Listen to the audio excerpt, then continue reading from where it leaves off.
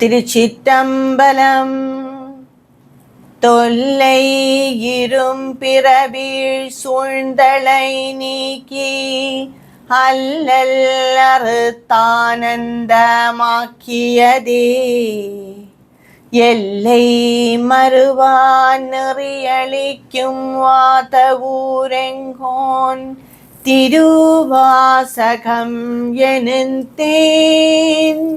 திருச்சிற்றம்பலம். நாம் திருவாசகத்தின் 4வது பாடலான போற்றி திரு அகவலின் விளக்கத்தை பார்த்து கொண்டிருக்கிறோம். இதுவரை 204 வரிகளுக்கான விளக்கத்தை பார்த்து முடித்துள்ளோம். மேலும் பல வரிகளுக்கான விளக்கத்தை இன்றைய வீடியோவில் காண்போம். மந்திர மாமலை மேயாய் போற்றி, எந்தமை உய்ய கொள்வாய் போற்றி, புலிமுலை புல்வாய் கருளினை போற்றி, அலை கடல் மீமிசை நடந்தாய் போற்றி. இதிலே வேறு 2 திருவிளையாடல் புராணத்தில் உள்ளதை பற்றி கூறியிருக்கிறார் மாணிக்கவாசகடிகளார்.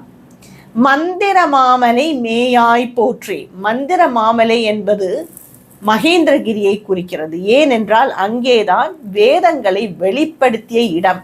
அதனால் அது மந்திர மாமலை என்று கூறுவார்கள். அதை தவிர பெரிய ரிஷிகள் இன்றும் அங்கு பெரிய சித்தர்களும் ரிஷிகளும் எல்லாம் தவம் செய்து கொண்டிருக்கிறார்கள். மந்திர மாமலையிலே இருப்பவனே, அங்கேயே வீட்டிருப்பவனே போற்றி. எந்தமை உய்ய கொள்வாய் போற்றி. என்னை மேல்நிலை கதிக்கு கொண்டு வருவதற்காக என்னை ஆட்கொண்டவனே வணக்கம். நான் ஒரு சாதாரண பக்தன், பெரிய பக்தன் கூட இல்லை. எனக்காகவே நீ வந்து இறங்கி என்னை ஆட்கொண்டு என் நிலையையே நீ உயர்த்தி விட்டாய் என்று கூறுகிறார் மாணிக்கவாசகடிகளார். புலிமுலை புல்வாய் கருளினை போற்றி. புலியின் பாலை மானுக்கு அருந்த அருள் புரிந்தவனே போற்றி. இது என்ன திருவிளையாடல் என்றால், ஒரு மான் இருந்தது. அந்த மானுக்கு ஒரு குட்டி இருந்தது. அந்த குட்டியை அது மிகவும் பாதுகாப்பாக வளர்ந்து கொண்டு வந்தது. ஒரு புதரிலே கொண்டு போய் ஒளித்து வைத்து விடுமாம். அவ்வளவு தூரம் பக்குவமாக பத்திரமாக பாதுகாத்து கொண்டு வந்தது. வேறு ஏதும் மிருகங்கள் அதை அண்டிவிடக்கூடாது என்று மிகவும் பத்திரமாக பாதுகாத்து கொண்டு வந்தது. எது வேண்டுமானாலும் அது சென்று வெளியில் சென்று ஏதோ சாப்பிட்டு கொண்டு வந்து இதுக்கும் கொஞ்சம் கொடுக்கும். இதுபோலே அது காலம் கழித்து கொண்டு வந்தது. ஒரு நாள் இந்த தாய் மானானது வெளியில் தண்ணி குடிக்க சென்றது ஒரு ஆற்றங்கரையில். அது வாயை வைத்ததும் ஒரு வேடன் அதை கொன்று விட்டான். தாய்மான் உடனே இறந்து விட்டது. இந்த பிள்ளை மானோ மிகவும் பசியால் வருந்தியது, அழுதது, கூச்சல் இட்டது. யாரும் அதற்கு வரவே இல்லை. உமாதேவி இதை அறிந்து கொண்டு சிவனிடம் கூறினான், என்ன அந்த சின்ன மான் அழுகின்றதே என்று. உடனே சிவபெருமான் ஒரு பெண் புலியை அனுப்பி அந்த குட்டி மானை பாதுகாத்து அதற்கு பாலும் கொடுப்பதற்காக ஆணையிட்டார், அருள் செய்தார். அந்த பெண் புலி அந்த மான் குட்டியை அவ்வளவு பத்திரமாக வளர்த்தது. அதற்கு வேண்டிய உணவெல்லாம் கொடுத்து பால் கொடுத்து மிகவும் அன்பாக தன் குட்டியை போல் வளர்த்தது. என்ன ஒரு அருள் என்று பாருங்களேன்.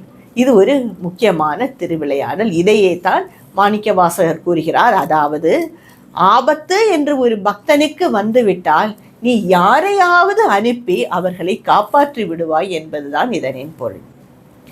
அலை கடல் மீமிசை நடந்தாய் போற்றி. இதுவும் ஒரு மிக அழகான திருவிளையாடல். இந்த திருவிளையாடல் நம் எல்லோருக்குமே தெரிந்திருக்கும். ஏனென்றால் இது கொஞ்சம் காலம் முன்பாக திரைப்படமாக வந்தது. இதை பார்க்காதவர்களே இருக்க முடியாது. திருவிளையாடல் என்ற படத்திலே இது வந்தது. இந்த திருவிளையாடல் அதாவது ஒரு சமயம் பார்வதி தேவிக்கு சிவபெருமான் கைலாயத்தில் இருந்து வேதங்களின் ஆழ்ந்த பொருளை விளக்கிக் கொண்டு இருந்தான். நந்திகேஸ்வரரை வெளியில் நிறுத்தி யாரும் வர விடாமல் நீ பார்த்துக்கொள், இந்த சமயத்தில் என்னை யாரும் தொந்தரவு செய்யக்கூடாது, நான் உபதேசம் செய்து கொண்டிருக்கிறேன் என்று கூறியிருந்தான் நந்திதேவருக்கு. நந்திதேவரோ கார்த்திகேயனும் விநாயகனும் வந்தவுடன் உள்ளே அனுப்பிவிட்டான். குழந்தைகளை கண்டவுடன் உமாதேவியின் கவனம் சிதறிவிட்டது. அவள் கவனிக்கவில்லை. ஈசனுக்கோ கோபம் வந்துவிட்டது. நான் எவ்வளவு முக்கியமான வேதத்தின் ஆழ்ந்த பொருளை கூறிக்கொண்டிருக்கிறேன், நீ என்னவென்றால் கவனம் இல்லாமல் இருக்கிறேயே, நீ ஒரு ஆச்சாரமும் பெரிய ஒரு விரதங்களும் எடுக்காத வலையனின் குடும்பத்தில் சென்று பிறப்பாயாக என்று சாபம் அளித்து விட்டார். உமாதேவியோ மிகவும் வருந்தினாள். உடனே சிவன் கூறினார், நீ அங்கேயே சென்று வளர்ந்து வரும் பொழுது, வளர்ந்து பருவம் அடையும் பொழுது நான் உன்னை திருமணம் செய்து கொண்டு மீண்டும் இங்கே கூட்டிக் கொண்டு வந்து விடுகிறேன் என்று கூறினால், அதுபடியே உமாதேவி ஒரு மீனவ கிராமத்தில் சென்று பிறந்தாள். இதை பார்த்தவுடன் விநாயகனுக்கும் கார்த்திகேயனுக்கும் கோபம் வந்துவிட்டது. இந்த வேதம் இருப்பதால் தானே அதை நீங்கள் கூறி அம்மாவை பிரித்து விட்டீர்கள், அதனால் இந்த வேதங்களை எல்லாம் நான் கடலில் எரியப் போகிறேன் என்று 2 பேரும் கொண்டு அந்த வேதங்களை எல்லாம் கடலிலே தூக்கி போட்டு விட்டார்கள். சிவனுக்கு கோபம் வந்துவிட்டது. நந்தியை அழைத்தார். உன்னால் தானே இது வந்தது, நான் தான் கூறினேனே யாரையும் உள்ளே விடக்கூடாது என்று, நீ ஏன் விட்டாய்? அதனால் நீ பெரிய சுறா மீனாக கடலில் சென்று இந்த வேதங்களை எங்கிருந்தாவது எடுத்துக்கொண்டு வர வேண்டும் என்று கூறிவிட்டார். உடனே நந்திகேஸ்வரரும் சுறா மீனாக ஒரு கடலில் பிறந்து விட்டார். இவ்வாறு எல்லாருக்கும் சாபமும் கொடுத்து அவரவர்கள் அந்தந்த இடத்தில் போய் பிறந்தும் விட்டார்கள். இந்த சமயம் ஒரு வலையன் கிராமத்தில் இந்த வலையனின் ராஜா மீனவராஜனுக்கு குழந்தை பாக்கியமே இல்லை. அவர் மிகவும் வருந்தி கொண்டிருந்தார். அந்த சமயம் அவர் வந்து கொண்டிருக்கும் பொழுது ஒரு மரத்தின் அடியில் ஒரு குழந்தையின் சத்தம் கேட்கிறது. உடனே இவர் சென்று பார்த்தவுடன் அழகான ஒரு பெண் குழந்தை. ஆஹா, இது ஈசன் நமக்காகவே கொடுத்திருக்கிறார் என்று தோன்றுகிறது என்று அந்த குழந்தையை எடுத்துக்கொண்டு வீட்டுக்கு வந்து விட்டார். மிக செல்லமாக அவர் மட்டுமல்ல, அந்த கிராமமே வளர்த்தது.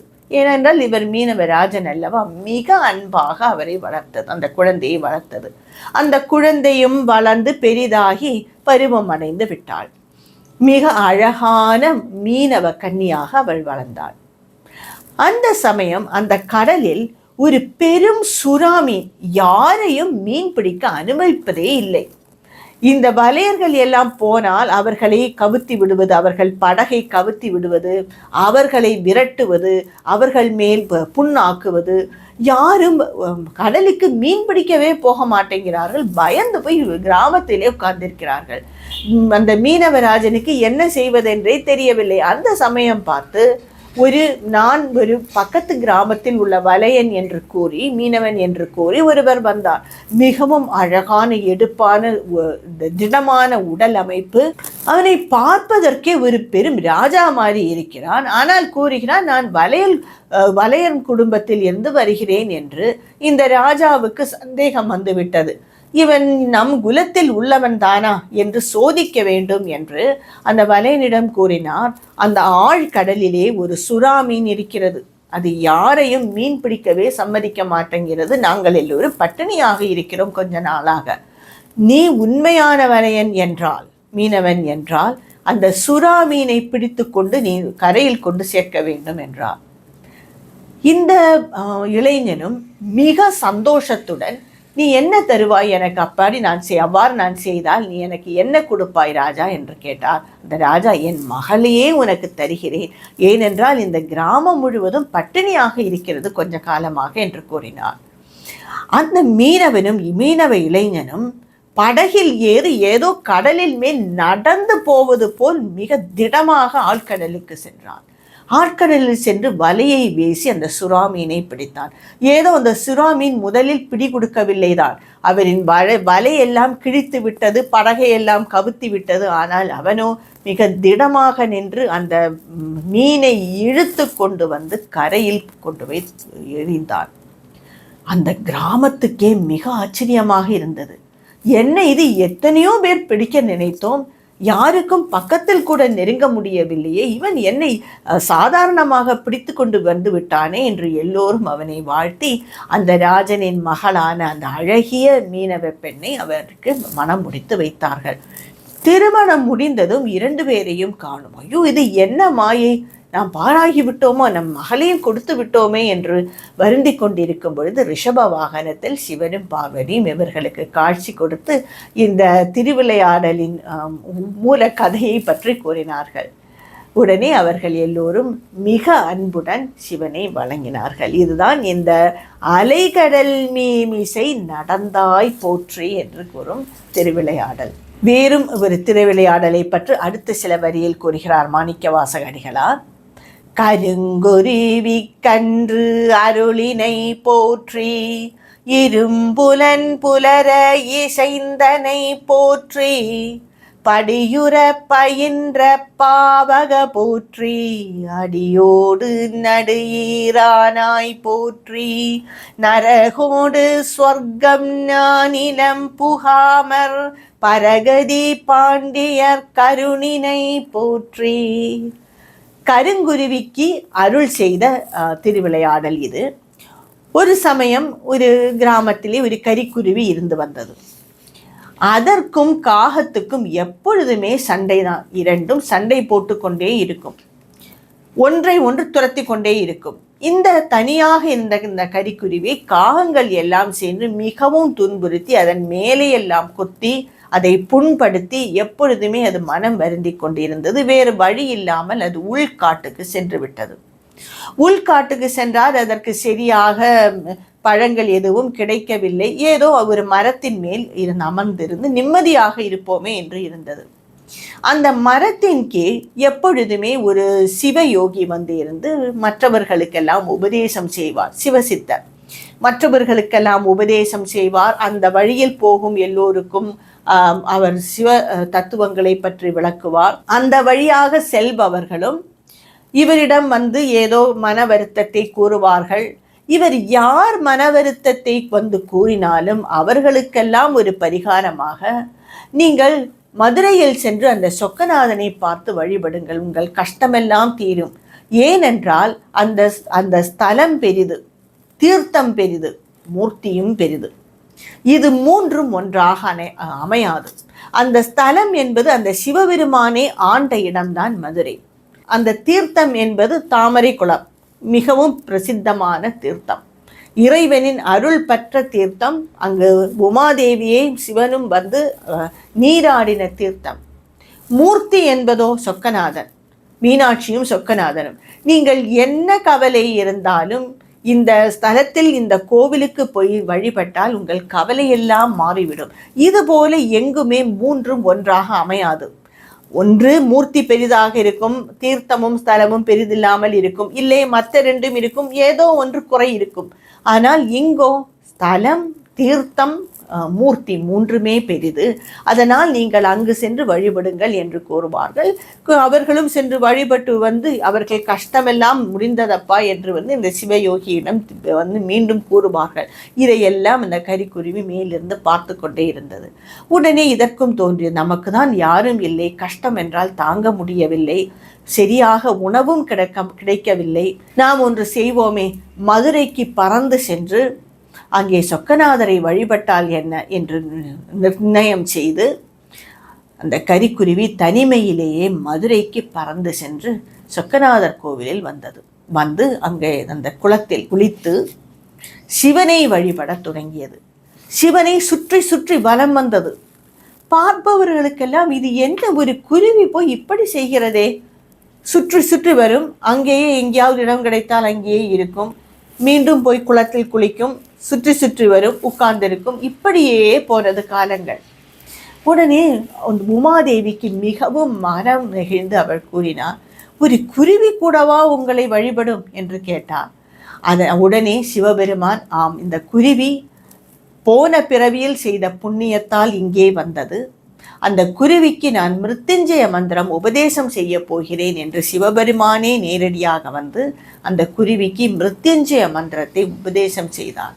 அந்த குருவியும் அதை மனதில் வாங்கி கொண்டு அந்த மந்திரத்தையே மீண்டும் மீண்டும் கூறி அந்த சிவனின் பாதங்களையே அதை அடைந்தது.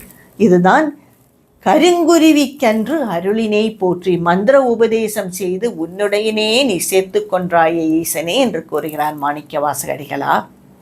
இரும்புலன் புலர இசைந்தனை போற்றி. உன் பக்தர்களுக்கு உன் அருளால் அவர்கள் ஐம்புலன்களையும் அடக்கி உன்னையே நினைக்கும் வண்ணம் அருள் புரிபவனே என்று கூறுகிறார். உனக்கு வணக்கம் என்று. இந்த ஐம்புலன்களையும் அடக்குவதென்றால் அது சாதாரண விஷயம் இல்லை. ஈசனின் அருள் இருந்தால் மட்டும்தான் அது நமக்குள் அடங்கி இருக்கும். இந்த பெரும் அருளை கொடுப்பவனே போற்றி, உனக்கு வணக்கம். படியுற பயின்ற பாவக போற்றி.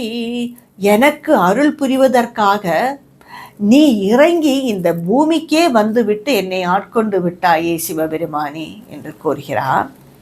அடியோடு நடியீரானாய் போற்றி. அடியும் முடியும் நீதான், அப்பொழுது நடுவோ அதுவும் நீதான். நரகோடு ஸ்வர்க்கம் ஞானிலம் புகாமர் பரகதி பாண்டியர் கருளினை போற்றி. நரகம், ஸ்வர்க்கம், பூமி, பாதாளம் இது நான்கும் பாண்டியர்கள் எல்லோரும் உன்னை வந்து வழிபட்டார்கள். இவர்கள் இந்த நாளிலும் போகாத வண்ணம் உன்னை அடையும் வண்ணம் நீ அவர்களுக்கு அருள் புரிந்தவனே, உனக்கு வணக்கம் என்று கூறுகிறார். மேலும் சில வரிகள் இருக்கின்றது இந்த பாடல் முடிவதற்கு. அதை நாம் அடுத்த வீடியோவில் காண்போம். திருச்சிற்றம்பலம்.